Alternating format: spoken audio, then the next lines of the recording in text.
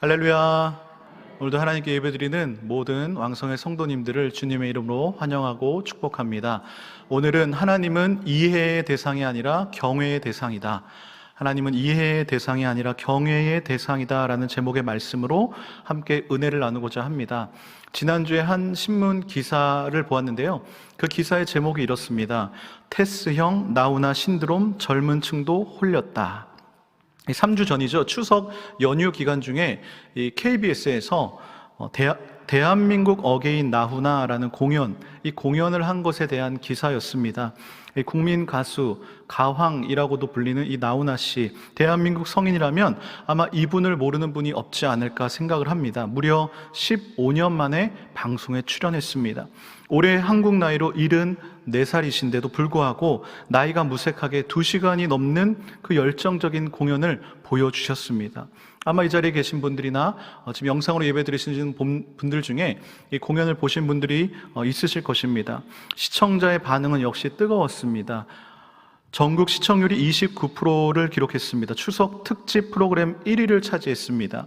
요즘 시대에 이 시청률 29%라는 것은요, 굉장히 어마어마한 일입니다. 요즘에 공중파 방송에서 드라마나 예능, 날고 긴다 하는 그런 프로그램들이 많아봤자 5%의 시청률을 기록하는 것을 볼 때에 어마어마한 시청률을 기록한 것이죠. 그런데 공연 중에 사람들의 눈길을 끈 것은 무엇이냐면 이 기사의 제목처럼 그의 신곡 테스형이었습니다. 이 신곡 테스형, 이 테스형의 음원 스트리밍이 방송 직후인 10월 1일부터 폭증했습니다.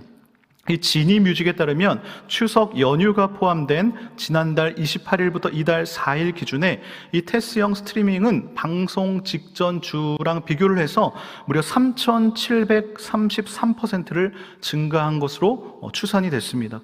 이 정도 되면 가히 이 테스형 신드롬이라고 불릴만 하지 않습니까? 저는 테스형이라는 제목만 듣고 도대체 이 곡이 어떤 곡일까 너무 궁금했습니다. 물론 트로트겠지, 장르는 트로트겠지라고 예상은 했지만 내용은 너무 궁금한 것입니다. 혹시 아는 형 중에 테스라는 이름을 가진 형이 있나? 아니면 닉네임이나 별명이 테스인가? 생각했습니다. 그런데 이 노래를 찾아서 들어보니까 그 비밀을 알게 되었습니다. 이 테스형이라는 제목은요, 우리가 너무나 잘 아는 고대 유명한 그리스 철학자인 이 소크라테스를 지칭하는 거였습니다. 그래서 소크라테스를 줄여서 테스형이라고 부른 것입니다. 너무나 신선했습니다. 마치 우리가 이순신 장군을 순신이 형이라고 부르는 것처럼 너무나 형이라고 부르니까 굉장히 가깝게 느껴지고 친근하게 느껴지지 않습니까? 그런데 특이한 점은요, 이 테스 형이 중장년층뿐만 아니라 젊은 층의 마음도 사로잡았다라는 것이죠. 국내 음원 사이트 멜론에 따르면 지난달 27일부터 이달 5일까지 이 주간 인기 키워드를 매기는데 거기서 1위를 차지했습니다. 이 검색자 연령대별을 살펴보니까 20대가 37%, 30대가 34%를 차지해서 이 20대와 30대 관심이 굉장히 높은 것으로 조사가 됐습니다. 7일 기준 테스형 스트리밍 연령대도 2030 세대가 주로 듣고 있는 것으로 조사가 됐습니다. 작년에 엄청난 인기를 끈 캐릭터죠. 이 펭수, 20대, 30대에 굉장히 인기가 있는 캐릭터인데 이 펭수 캐릭터도 자신의 유튜브 채널에서 이 테스형을 부르는 영상을 올렸습니다. 그러니까 이 나훈아 신드롬에 등을 업어서 인기를 탄 것이죠. 저는 궁금했습니다. 과연 이 소크라테스를 그냥 단지 테스형으로 줄였기 때문에 이 노래가 이렇게 폭발적인 인기를 끈 것인가 궁금했습니다. 그 원인이 무엇일까? 그 원인을 살펴봤더니 가사에 있었더라고요. 이 나훈아 씨가 소크라테스에게 가사로 질문을 던집니다. 테스형, 세상이 왜 이래? 왜 이렇게 힘들어? 그리고 이어서 묻습니다. 테스형, 소크라테스 형, 사랑은 도대체 왜 이래? 그리고 2절에 보면 죽음과 천국에 대해서도 물어봅니다. 먼저 가본 저 세상은 어떤가요, 테스 형? 가보니까 천국은 있던가요, 테스 형? 상당히 가사가 철학적이면서도 사실 이런 질문은 누구나 한 번쯤 해볼 만한 질문 아닙니까? 나는 생각한다, 고로 나는 존재한다 라고 주장했던 데카르트처럼 누구나 한 번쯤 어느 순간 이 철학적인 생각에 잠기게 되는 것입니다. 그럼 언제 이런 철학적인 생각에 잠기게 되는 것일까요? 나는 누구고, 나는 왜 태어났고, 나는 어떻게 살아가는 것일까? 사람은 왜 그렇게 행동을 할까? 죽음 이후의 세계는 어떤 세계일까? 이런 철학적인 생각을 언제 하게 되는 것입니까? 바로 인생이 힘들 때, 삶이 고달플 때, 사람은 누구나 큰 어려움을 겪을 때에 이런 본질적인 질문을 던지게 된다는 것입니다. 코로나로 나뿐만 아니라 전 세계 모든 사람들이 다 어려움을 겪고 있습니다. 이런 시기에 나훈아 씨가 테스 형에게 던진 이 질문이 남녀노소를 불문하고 모두에게 큰 공감대를 얻은 것입니다. 답답한 마음에 나훈아 씨가 어찌 보면 대중을 대표해서 소크라테스에게 질문을 던진 것이죠. 세계 4대 성인이라 불리는 이 소크라테스에게 질문을 던진 것입니다. 그런데 소크라테스 형이 무엇이라고 말을 합니까? 무심하게 너 자신을 알라라고 해버리고 사라져버립니다. 이 나훈아 씨가요, 테스 형 무대 이후에 이렇게 말을 합니다. 우리는 살면서 스트레스를 너무 많이 받는다. 그래서 테스 형에게 물어봤다. 테스 형, 세상이 왜 이래? 세월은 또 왜 저래? 물어봤더니 테스 형도 모른다고 하네요. 이 말은요, 웃기면서도 다시 한번 생각해 볼 만한 의미 있는 말입니다. 나훈아 씨가 답답한 마음에 이 테스 형에게 사랑이나 어떤 죽음, 그리고 천국에 대해서 물어본 것은 어찌 보면 자연스러운 현상 같습니다. 자타공인 이 말의 대가인 이 소크라테스는 굉장히 지혜로운 사람이기 때문입니다. 소크라테스는요, 지혜로운 사람에 대해 이렇게 이야기합니다. 지혜로운 사람은 자신이 지혜롭지 않다는 사실을 깊이 인식하고 무지를 깨우치기 위해 쉼없이 노력하는 자다. 참 겸손하지 않습니까? 역시 세계 4대 성인 중에 한 분이라고 불릴만 한 것 같습니다. 자신이 굉장히 똑똑하면서도 지혜로운 사람이면서도 겸손하게 끊임없이 진리를 탐구하는 이 모습이 참 배울 점이 있는 것 같습니다. 그런데 여기서 우리가 한 가지 기억해야 할 사실이 있습니다. 소크라테스와 같은 위대한 사람도 지금은 무덤 아래 있다는 사실입니다. 이것은 테스 형뿐만이 아니라 지금까지 역사 속에서 한 획을 긋고 사라져간 수많은 사람들의 한계인 것입니다. 누군가는 테스 형이 아니라 공자 형에게 똑같은 질문을 던졌을 수도 있겠죠. 그러나 공자도 마찬가지입니다. 지금은 다른 평범한 누군가처럼 무덤 아래에 있을 뿐인 것이죠. 물론 인간의 능력은 대단합니다. 이 서울 시내를 운전하다가 보면 저 멀리서 보이는 롯데월드 타워, 어떻게 인간이 저런 123층짜리 높이의 건물을 지었을까 생각이 되기도 합니다. 비행기를 만들어 하늘을 나는 것도 모자라 우주에 로켓을 보내고, 이제는 그 테슬라의 일론 머스크라는 사람이 2023년에 화성으로 여행을 하겠다라는 주장까지 프로젝트를 계획하고 있습니다. 이런 면에서 인간의 능력은 굉장히 대단해 보입니다. 과학기술의 발달이 어디까지 진행될지 모르겠습니다. 하지만 인간은 당장 내일 자신의 인생이 어떻게 될지도 모르는 연약한 존재라는 사실입니다. 그래서요, 사람들은요, 신을 찾습니다. 과거 어느 시대와도 비교할 수 없을 만큼 똑똑해진 시대를 살아가고 있고, 매사에 이성적이고 논리적이고 합리적인 사람들조차도 신을 믿고 있습니다. 인간은요, 하나님의 형상과 모양을 닮은 존재로 창조되었기 때문인 것입니다. 그래서 인간은 모두 다 그 마음 가운데 종교성을 가지고 있는 것이죠. 하나님의 형상으로 창조된 인간이 어떤 특징이 있을까요? 전도서 3장 11절은 이렇게 말씀합니다. 제가 읽어드리겠습니다. 하나님이 모든 것을 지으시되 때를 따라 아름답게 하셨고 또 사람들에게는 영원을 사모하는 마음을 주셨느니라. 그러나 하나님이 하시는 일의 시종을 사람으로 측량할 수 없게 하셨도다. 아멘. 이 말씀을 보면요, 사람들에게 어떤 마음을 주셨다고요? 영원을 사모하는 마음을 주셨다. 그러니까 하나님이 인간에게 심어주신 이 영원을 사모하는 마음, 이 마음이 바로 신을 찾게 하는 것입니다. 나훈아 씨가 소크라테스에게 던진 질문의 내용은요, 굉장히 좋습니다. 하지만 그 대상이 잘못됐습니다. 아무리 뛰어난 인간에게 나는 어디로부터 왔고 어디로 가는지 질문을 해도, 세상은 도대체 왜 이렇고 천국은 어떤 곳인지 질문을 해도 답을 줄 수가 없기 때문입니다. 테스 형도 모른다고 고백하지 않았습니까? 그렇기 때문에 우리는 인생에 맞닥뜨린 이해할 수 없는 문제 앞에서 소크라테스도 아니고 공자도 아니고 맹자도 아니고 오직 하나님께만 질문을 쏟아내야 된다는 사실입니다. 시대는 다르지만 자신의 인생에 찾아온 어려움 앞에서 다른 누구도 아닌 하나님께 질문을 무수하게 쏟아낸 인물이 있습니다. 바로 우리가 함께 읽은 욥입니다. 욥이 인생 중에 겪은 어려움은 아마 너무나 잘 아실 것입니다. 욥은 10명의 자식들이 있었는데 다 죽었습니다. 모든 재산을 다 잃어버렸습니다. 완전히 알거지가 됐습니다. 이뿐만이 아니라 몸에는 종기가 생겨서 질그릇으로 긁지 않으면 생활할 수 없는 고통 가운데 있습니다. 너무나 몸이 간지러워서 잠도 못 잡니다. 이런 와중에 친구라고 하는 사람들이 처음에는 위로한답시고 와서 마음속을 긁어놓습니다. 더 괴롭히는 상황입니다. 이런 상황에서 욥은요 하나님께 다 쏟아냅니다. 욥기 10장 1절의 말씀인데요, 제가 읽어드리겠습니다. 내 영혼이 살기에 곤비하니 내 불평을 토로하고 내 마음이 괴로운 대로 말하리라. 지금 욥이요, 지금 내가 사는 것이 너무나 괴로워서 이제 원통함을 내가 참지 않고 하나님 앞에 내 괴로움을 다 쏟아내겠다라는 것입니다. 그러면서 하나님이 먼저 나를 죄인 취급하지 마시고 도대체 무슨 일로 나와 같은 자를 다투시는지를 알려달라고 합니다. 그러니까 왜 내가 이렇게 괴롭힘을 당하고 있는지를 알려달라고 얘기를 합니다. 그리고 10장 3절부터 하나님께 질문을 던지기를 시작하는 것이죠. 질문 중에 이런 질문도 있습니다. 욥기 10장 8절인데요. 한번 같이 읽어보겠습니다. 시작. 주의 손으로 나를 빚으셨으며 만드셨는데 이제 나를 멸하시나이다. 욥이 하나님께서 나를 만드실 때는 언제고 이제 와서 나를 지금 망하게 하려나? 라고 지금 하나님께 질문을 하고 있는 것이죠. 따지는 것이라고 볼 수 있습니다. 혹시 여러분 가운데서도 살면서 이런 질문 해보신 적 있지 않으십니까? 왜 이런 질문을 하는 것일까요? 지금 욥은 자신이 왜 고난을 당하는지 도대체 이해할 수가 없기 때문인 것입니다. 인간의 지혜 이성으로는 도저히 이해가 안 됐습니다.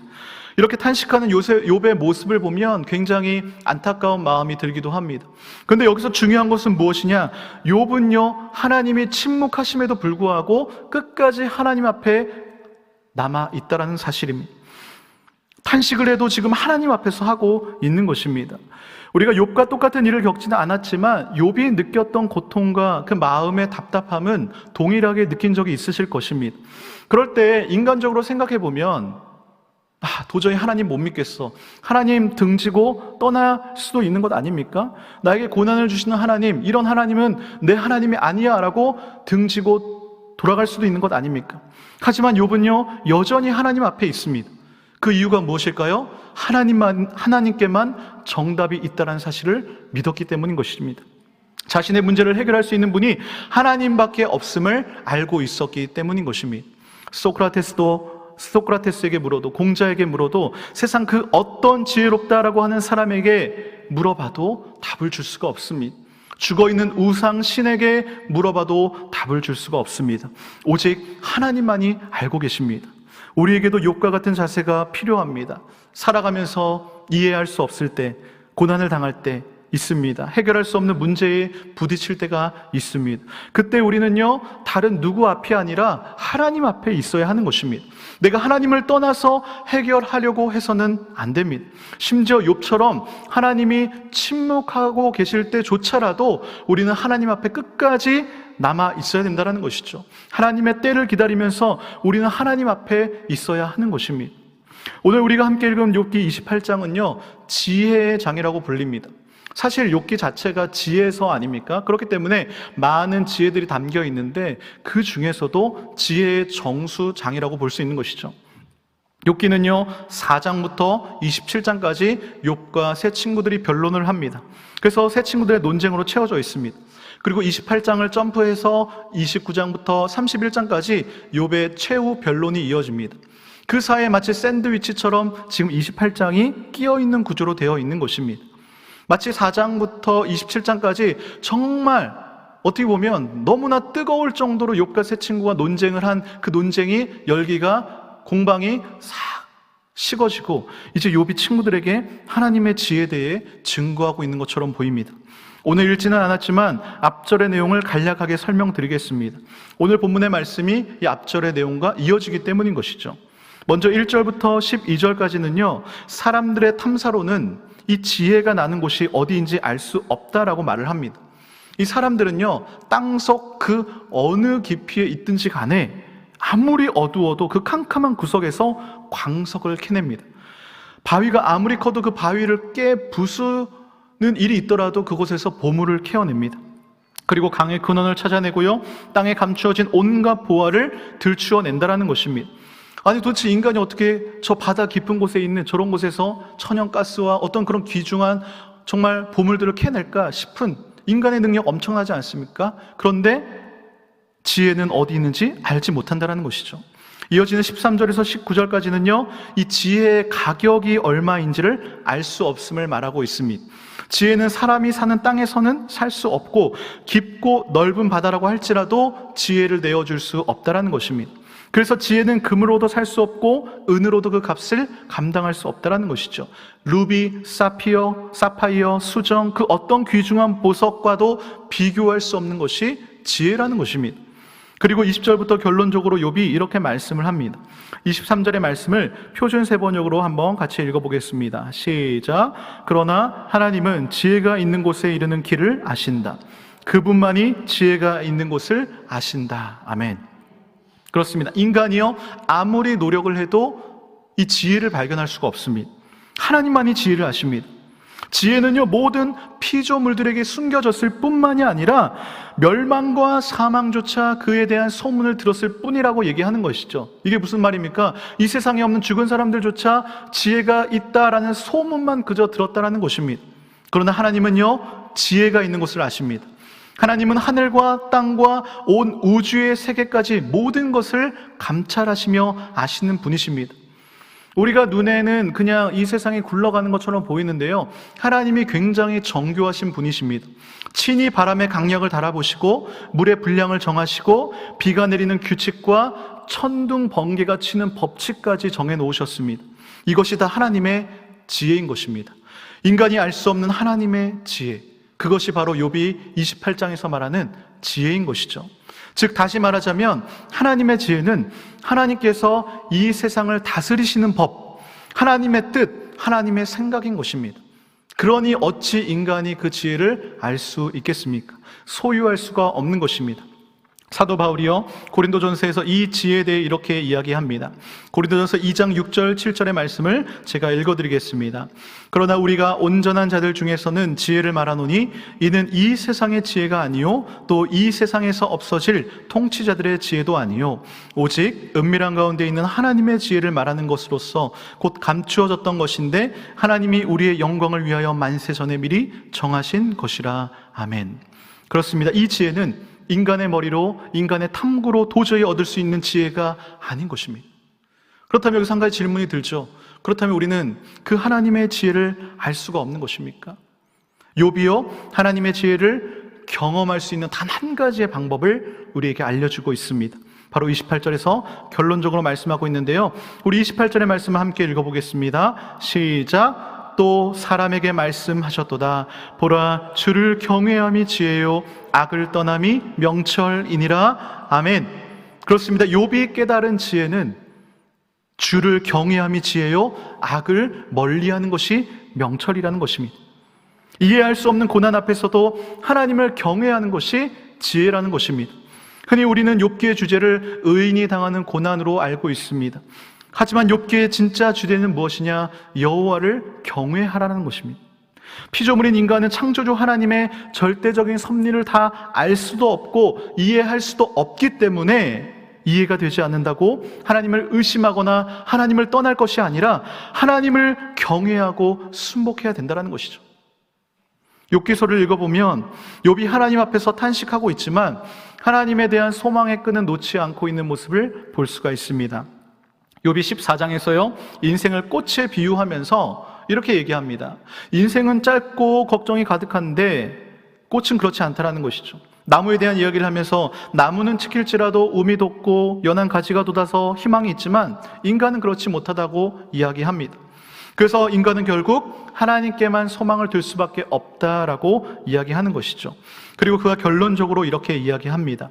욥기 14장 14, 15절을 우리 표준세 번역으로 한번 같이 읽어보도록 하겠습니다. 시작. 아무리 대장부라 하더라도 죽으면 그만입니다.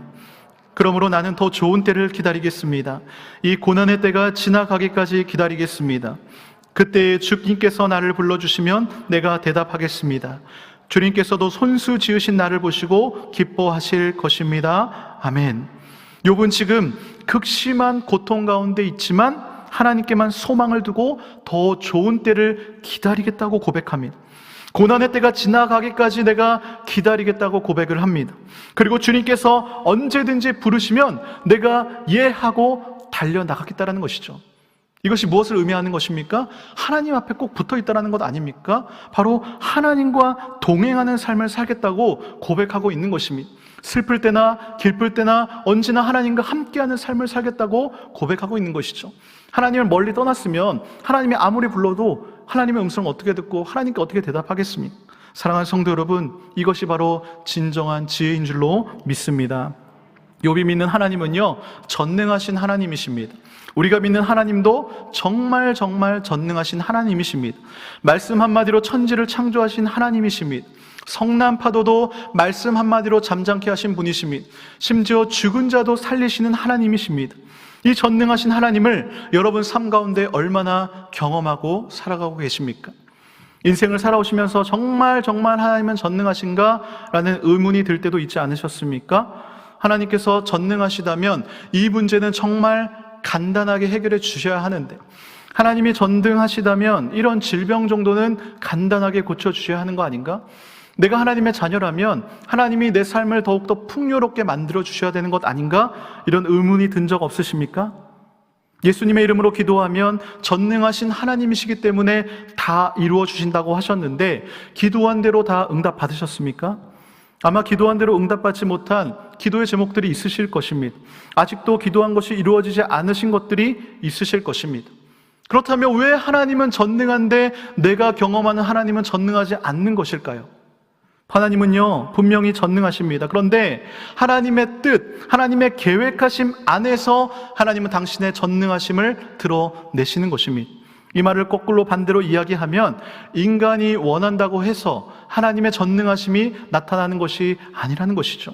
그렇기 때문에 내가 원하고 기도한 대로 되지 않았다고 해서 하나님의 전능하심을 절대로 의심해서는 안 되는 것입니다. 욥은요 26장에서 하나님의 전능하심을 이렇게 표현합니다.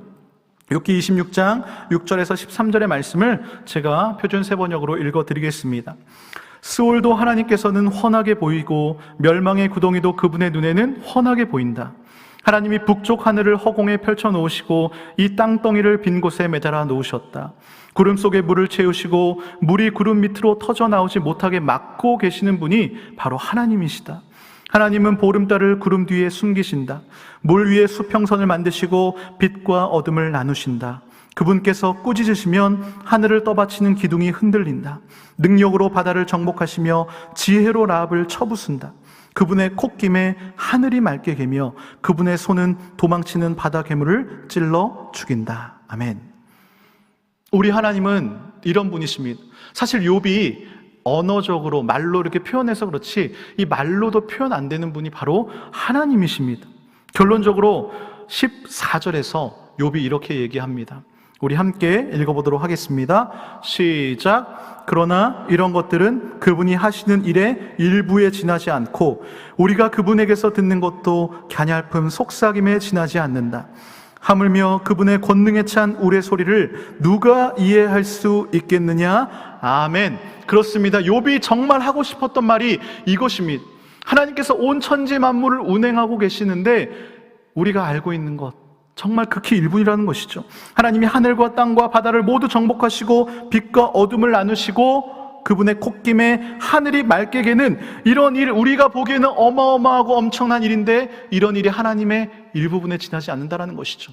갸냘품 속삭임에 지나지 않는다라는 것입니다.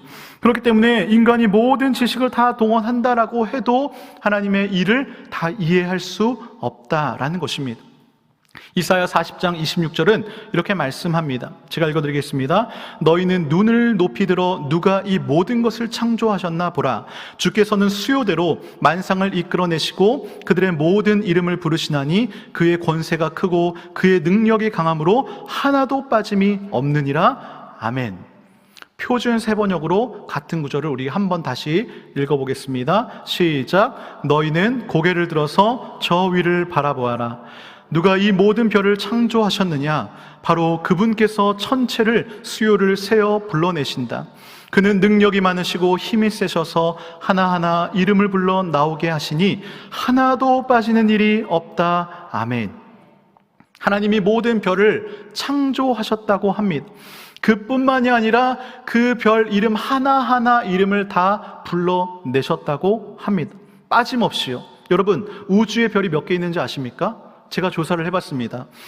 호주 국립대학의 천문학자들이요, 우주에 있는 별의 총수를 발표한 적이 있습니다. 한번 잘 듣고 계산을 해보시기 바랍니다. 별이요 7 곱하기 10의 22승계라고 합니다. 답이 무엇입니까? 잘 상상이 안 가시죠?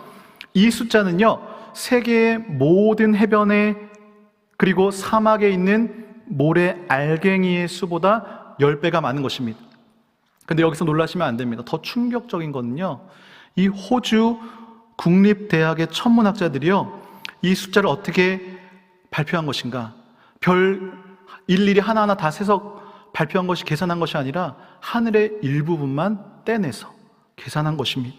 그냥 별의 개수는 셀 수도 없다, 무한하다, 그냥 어마무지하게 많다, 무한대라고 생각하시면 됩니다. 과학자들은요, 우주의 크기를 측량할 수 없다라고 합니다. 그런데 하나님은 그 무한대의 우주에 있는 무한대의 별의 각각의 이름을 어떻게 하신다고요? 빠짐없이 아신다라는 것이죠. 그런 하나님께서 저와 여러분을 창조하셨습니다. 별들의 이름을 다 아시는 하나님께서 저와 여러분의 이름을 아십니다.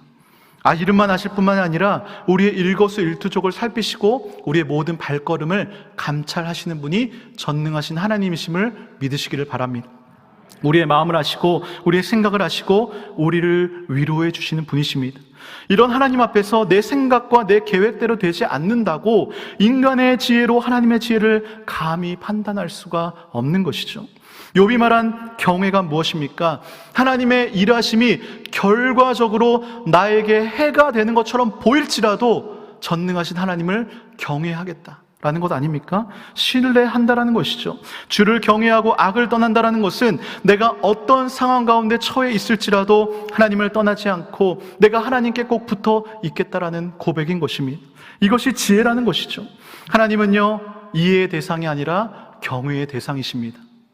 이것이 욥의 상황이 만신창이가 되었음에도 불구하고 하나님 앞에서 끊임없이 질문을 던져서 그 질문을 통하여 얻어낸 결론인 것입니다. 인생을 살다 보면 욥과 같은 극한의 고통은 아닐지라도 우리 모두는 인생길에서 크고 작은 어려움들을 만납니다. 그럴 때 꼭 기억해야 하는 것은 절대로 하나님을 떠나지 않는 것입니다. 연약한 인간이기에 우리가 해야 할 일은 무엇일까요? 그냥 있는 모습 그대로 하나님 앞에 나아가는 것입니다. 하나님께 쓰임받았다고 하는 위대한 믿음의 선배님들도 다 연약한 존재였습니다. 오늘 우리가 함께 읽은 욥도 그렇고요, 예레미야도 하나님께 나를 죽여달라고 하지 않았습니까? 엘리야도 로뎀나무 아래에서 하나님께 자신을 차라리 죽여달라고 했고, 예레미야는 자신의 생애를 저주했습니다. 이 세상에 완벽한 인간은 없습니다. 예레미야도 엘리야도 욥도 그랬는데 우리라고 오죽하겠습니까? 하나님 앞에서 힘든데 힘들지 않은 척 할 필요 없습니다. 때로 하나님이 원망스러울 때는 그냥 그 마음을 그대로 토로하시면 됩니다. 하나님은요, 우리의 모든 것들을 품어줄 수 있는 넓은 마음을 가지신 분이십니다. 우리가 상상할 정도의 넓은 마음이 아닙니다. 아까 별의 개수 얘기해 드리지 않았습니까? 상상이 가지 않는 것이죠. 우리는 탄식을 하더라도 하나님 앞에서 해야 합니다.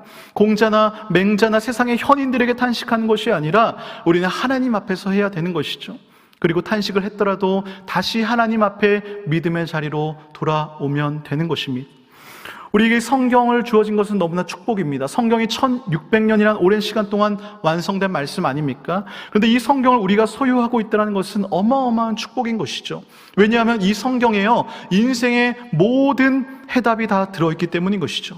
우리가 그것을 제대로 다 발견하지 못해서 그렇지 사실 인생의 해답이 다 이 안에 들어있습니다. 우리가 가끔 잊고 살아가는 것 중에 하나가 바로 내가 알몸으로 태어났다는 사실입니다. 즉 우리는 빈손으로 왔다가 빈손으로 가는 존재들인 것이죠. 이거는 너무나 단순한 진리인데 우리가 너무나 바쁘게 살아가다 보면 순간순간 잊어버리지 않나 생각을 합니다. 욥이 고난을 겪으면서 자신이 자신을 위해 할 수 있는 것은 정말 아무것도 없구나라는 사실을 깨달았습니다. 그동안 살아왔던 모든 것이 하나님의 무조건적인 일하심이었다는 것을 다시 한 번 더 기억하게 되는 것이죠. 우리는 이 하나님의 일하심 앞에서 경배하고 그 하나님을 경외하는 일밖에 없는 것입니다. 이것이 욥기를 통해 알 수 있는 바로 지혜와 명철인 줄로 믿습니다. 사랑하는 성도 여러분, 그렇다면 여러분 앞에 쌓여진 여러 문제들을 누구에게 맡기시겠습니까? 시편 37편 5절 6절의 말씀입니다. 우리 함께 읽어보도록 하겠습니다. 시작. 내 길을 여호와께 맡기라. 그를 의지하면 그가 이루시고 내 의를 빛같이 나타내시며 내 공의를 정오의 빛같이 하시리로다. 아멘. 우리의 길을 여호와께 맡기면, 의지하면 하나님께서 이루어주시고 밝히 비추어 주실 것이라고 약속하고 계십니다. 사랑하는 성도 여러분, 여러분들이 가지고 있는 모든 문제를 하나님께 맡기시기를 간절히 소망합니다. 물론 여기서 맡긴다라는 것은 우리가 할 수 없는 부분을 맡기는 것입니다. 우리가 할 수 있고 해야 할 일은 최선을 다해서 감당해야 하는 것이고, 할 수 없는 나머지 부분을 하나님께 다 맡기는 것입니다. 우리의 모든 문제의 정답은 다 하나님께 있습니다. 그렇기 때문에 저와 여러분이 어떤 상황 가운데서 하나님 앞에 떠나지 않고 어떤 문제든지 하나님 앞에 가지고 나와서 해결받을 수 있기를 주님의 이름으로 간절히 소망합니다. 하나님은요, 이해의 대상이 아니라 경외의 대상이십니다.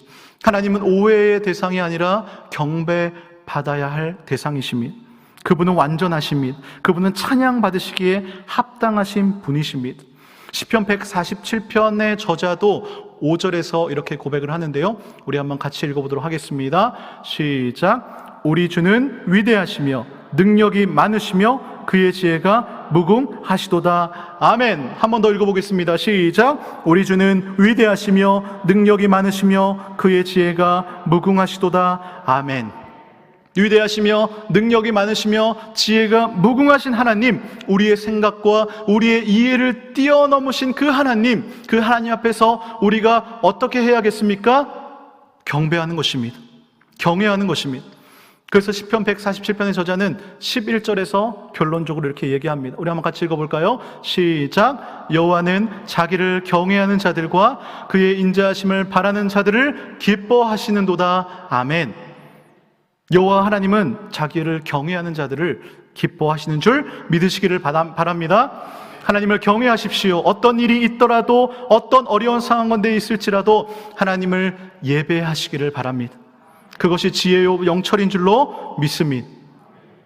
저는 개인적으로요, 최근에 겪은 이 두 가지 일을 통해서 하나님은 이해의 대상이 아닌 경외의 대상임을 깨닫게 되었습니다. 지금으로부터 정확히 3주 전이죠. 9월 27일 추석을 앞둔 주일은요, 저에게는 잊지 못할 날입니다. 주일 사역을 마치고 이제 집에 돌아오니까 저의 3살 난 딸 가은이가 컨디션이 별로 안 좋아 보였습니다. 그러니까 아내가 추측하기를 아침에 오전에 먹은 이 키위가 상한 것 같다라고 이야기를 하더라고요. 그래서 그런지 딸은 계속 배가 아프다라고 얘기를 합니다. 약간의 열도 있는 것 같고 해서 이제 해열제를 조금 먹이고 잘 재우고 일어나면 그 다음날 열도 내려가고 괜찮아지겠지라는 기대감을 가지고 이제 최선을 다해서 아이의 컨디션에 맞춰줬습니다. 저녁 10시쯤에는 유모차로 재우기도 성공을 했습니다. 근데 아이가 잠깐 자다가 깼습니다. 이 아이의 컨디션이 안 좋은지 불안해하고 엄마 품에서 잘 떨어지지를 않으려고 해서 아내가 아이를 안은 채로 이제 소파에서 함께 잠을 청하였습니다. 저도 주일이라서 피곤해서 주일 사역을 다 마치고 집에 돌아갔으니까 피곤해서 바로 잠들었습니다. 그런데 한 12시쯤 되었을까요? 갑자기 아내가 저를 막 깨우는 거예요. 깨우더니 아이가 숨을 쉬지 않는다는 것입니다. 제가 평소에는 좀 굉장히 차분하고 점잖지 않습니까? 네, 인정하실지 모르겠지만, 그런데 그 말을 듣고 깨는 순간 혼비백산, 정말 정신줄을 놨습니다. 펄쩍펄쩍 뛰었습니다. 아이의 몸이 불덩이처럼 뜨거웠고 몸 전체에 경련이 일어나고 있었습니다. 눈에 초점은 없었고 몸이 굳어가고 있었습니다. 지금도 정말 그때를 생각하면 너무 제 심장이 뛰는데요, 정말 절대로 다시는 경험하고 싶지 않은, 상상도 하기 싫은 그런 시간이었습니다. 그래서 아내와 저는 급하게 119를 불렀습니다. 119와 통화하는데도, 그 상담원과 통화를 하는데도 저와 아내는 이 생전 처음 보는, 경험하는 그 상황에 극도로 흥분한 상태로 이 상담원과 통화를 하였습니다. 이 구급차가 오기까지 한 10여 분의 시간 동안 그렇게 아이는 점점 이렇게 경련을 하였습니다. 그리고 응급실에 도착을 했고 저는 그 아이가 겪은 일이 열성경련이라는 사실을 알게 됐습니다. 이 경련을요 15분 이상 하면 아이의 좀 몸에 문제가 생길 수 있다고 합니다. 다행히 가은이는 문제가 생기기 전에 경련을 멈추고 응급처치를 받았습니다. 이 구급차에는 이제 한 명만 탈 수 있다 그래가지고 아내와 딸만 타고 갔는데, 저는 제 차로 이제 병원까지 미친 듯이 달려갔겠죠. 별 생각이 다 들더라고요. 놀란 가슴이 진정되지 않았습니다. 그래서 찬양을 틀고 조금이라도 가슴을 진정시킬 겸 찬양을 틀고 갔습니다. 병원에 도착하니까 아이는 어느 정도 진정이 되었습니다. 여러 가지 40여 가지가 넘는 검사를 받고 검사 결과가 나올 때까지 아이의 그 작은 손등에는 수액 주사가 꽂힌 대로 꽂혀 있었습니다. 그렇게 첫날 밤 아이는 옆에서 거의 뜬 눈으로 밤을 지새웠습니다. 저는 이제 아이 옆에서 뜬 눈으로 밤을 지새웠습니다. 아이는 평온하게 잠들었습니다. 그래서 아이 옆에서 무엇을 할까, 정말 급하게 나오느라고 아무것도 가지고 온 것은 없고 그냥 핸드폰으로 성경이나 읽어야겠다라고 해서 이제 성경을 읽으려고 했습니다. 그때 읽고 싶은 성경이 욥기더라고요. 그래서 욥기 1장부터 이게 쭉 읽어나가기 시작했습니다. 너무 피곤하기도 하고 읽다가 스르르 눈도 감기고 자다 깨고 반복하다 보니까 아침 해가 밝았습니다. 다행히 검사 결과 몸에 아무 이상이 없고 열도 어느 정도 내려서 이제 퇴원했습니다. 그렇게 월요일이 되어서 계속 아이의 열 체크를 하며 정말 가슴을 졸이면서 하루를 보내고 저녁 8시가 되었습니다.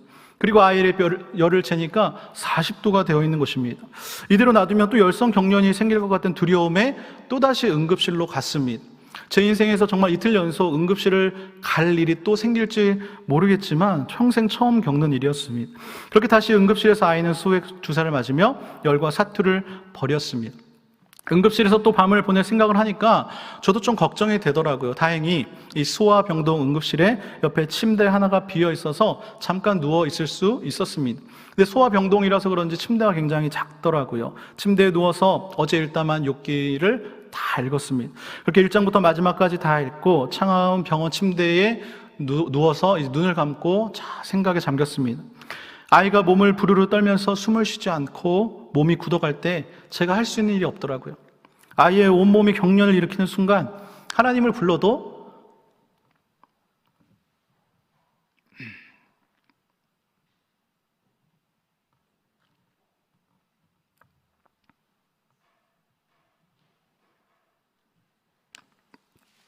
그 순간 하나님을 불러도 하나님은 대답이 없으시더라고요.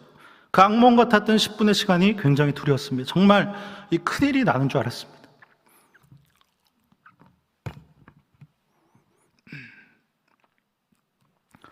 차를 운전하면서 병원을 달려갈 때는 순간 그 하나님의 임재가 아닌 하나님의 부재를 느끼기도 했습니다.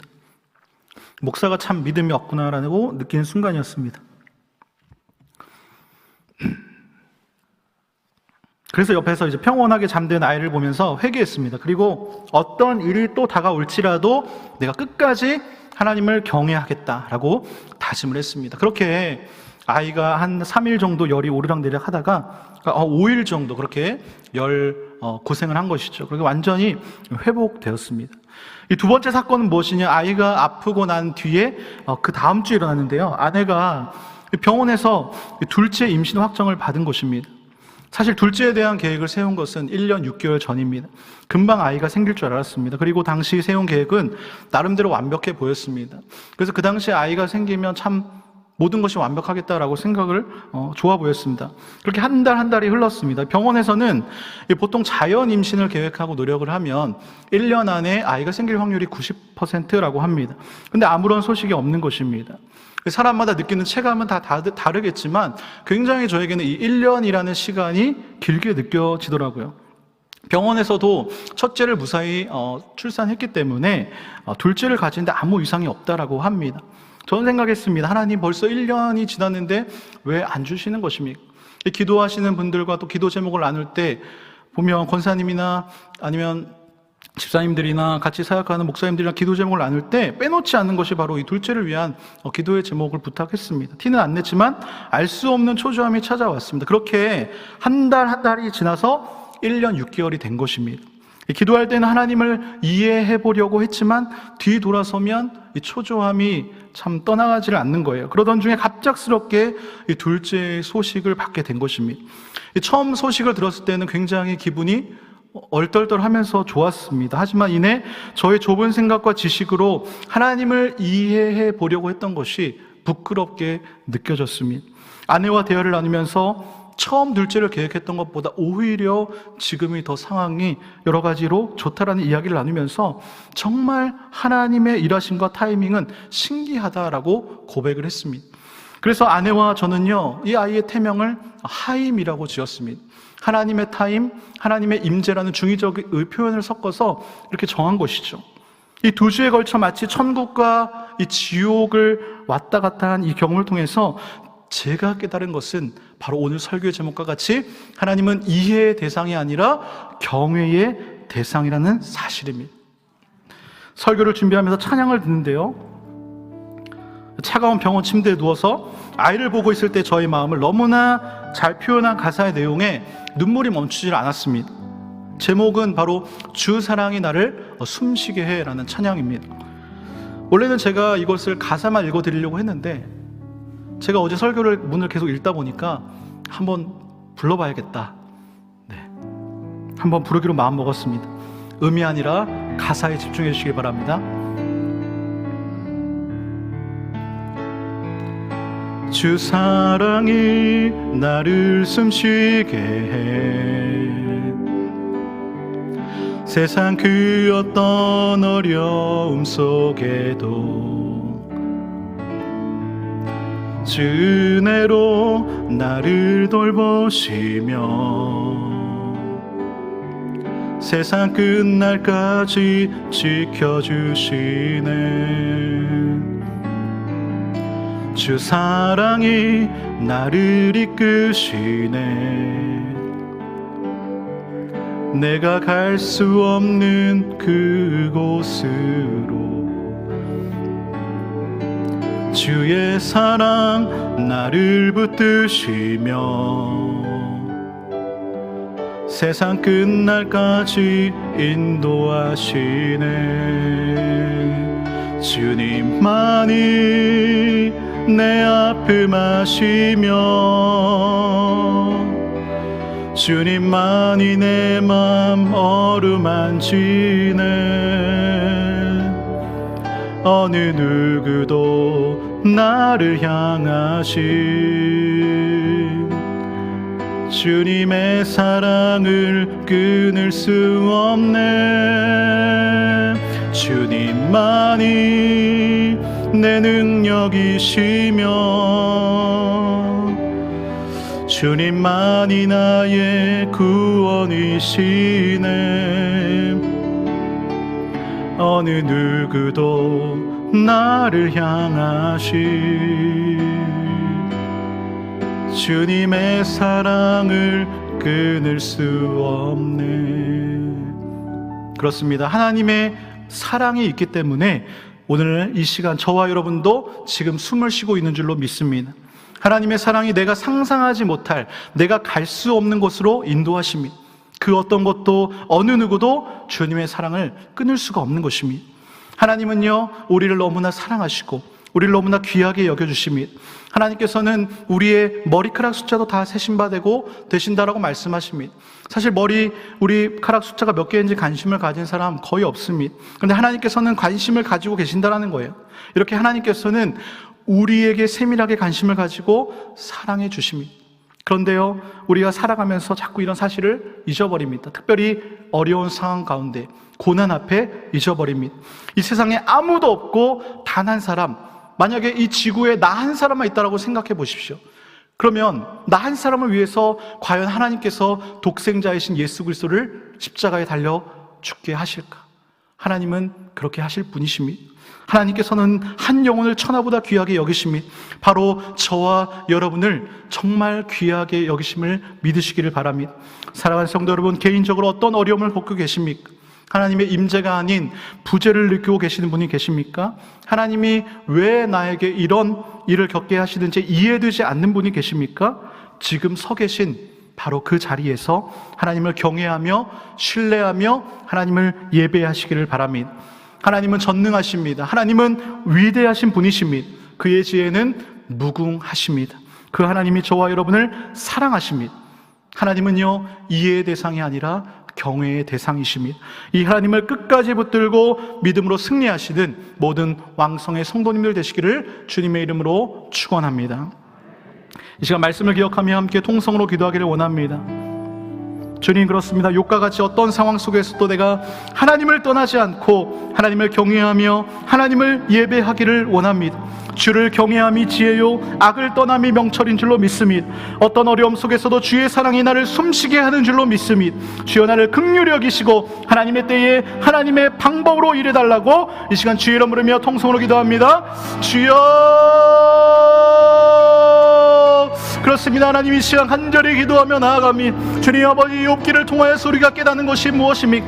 주를 경외함이 지혜요 악을 떠남이 명철인 줄로 믿습니다. 주님, 내 삶에 다가온 어떤 어려움과 어떤 시험 가운데 있을지라도 하나님을 떠나지 않게 하여 주시옵소서. 교회를 떠나지 않게 하여 주시옵소서. 성전을 떠나지 않게 하여 주시옵소서. 우리가 다시 한번 이 성전에 모여서 하나님의 이름을 부르짖고 외치며 나아갈 때에 주여 응답하여 주시고 하나님의 말씀이 들려지게 하시고 하늘의 신령 것들을 바라보게 하여 주시옵소서. 우리의 마음을 위로하시고 우리를 사랑하신 전능하신 하나님 아버지, 그 하늘에 있는 무한의 별들도 이름도 하나하나 다 기억하고 계시는 그 하나님께서 주님, 나의 이름을 기억하고 계신 줄로 믿습니다. 내 상황을 기억하고 계신 줄로 믿습니다. 주여, 내 모든 상황과 모든 어려운 부분, 내가 할 수 없는 그 부분들까지 하나님께 맡기며 나아가오니 주여 합력하여 선을 이루어 주시고 주님께서 역사하여 주시옵소서. 하나님, 그렇습니다. 인생을 살아오면서 만난 크고 작은 문제들 앞에서 내가 하나님을 오해할 때가 있었음을 고백합니다. 그러나 오늘 말씀을 통하여서 하나님을 위대하시고 전능하시고 지혜가 무궁하신 분이심을 다시 한번 깨닫고 고백합니다. 어떤 문제와 어려움을 만나든지 욥과 같이 하나님 앞에서 질문하게 하시고 탄식이 변하여 기도가 되게 하여 주시옵소서. 우리는 내일 일도 어떻게 될지 알지 못하는 너무나 연약한 존재입니다. 그러나 하나님은 다 아시나니 하나님께 나의 길을 맡깁니다. 주여, 나를 인도하여 주시옵소서. 내일부터 시작되는 새로운 한 주간도 주님의 손을 붙들고 주님께서 부르시면 날마다 언제든지 예하고 나갈 수 있는 동행하는 모든 왕성의 성도님이 되게 하여 주시옵소서. 이 모든 말씀 살아계신 예수님의 이름으로 기도드립니다. 아멘.